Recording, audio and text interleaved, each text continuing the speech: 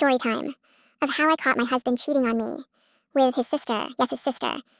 I'm a female 28 and have been dating my ex-husband for 4 years and married for the last four. Everything is going all right, except we are unable to have children, so we might consider adopting.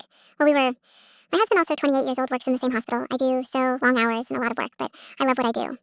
A few months ago, my mother-in-law invited my husband and I over for dinner. We have dinner at his parents' house. On the first Saturday of each month, she goes all out starters, mains, and desserts. My mother-in-law is a saint, but my father-in-law isn't so great. He never speaks much to me, and that's fine. And his sister is a walking bank account drainer. She has had 4 jobs in the last 6 months and has quit them all, saying it's a toxic environment, and spends her parents' money on designer items and other stuff she can throw money at. My husband and her have been really close since childhood. That you understand, they are siblings. But every time my husband would kiss my forehead or cheek, she'd give me this horrible look. And whenever I try to speak to him, she butts in, and literally stands in front of me.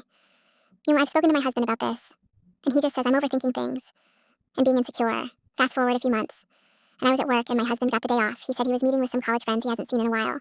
I told him to enjoy, and I'll be home at 7 p.m., as I thought.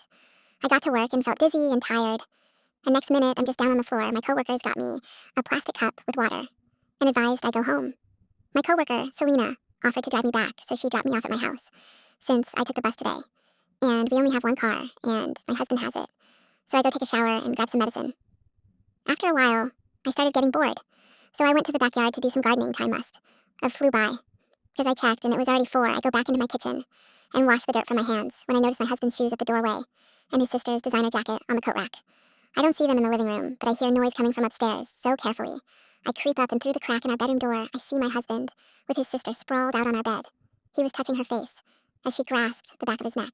I stand there for about 3 minutes processing what is going on when I take out my phone and take a video of them and a picture. Then I walk in and announce myself.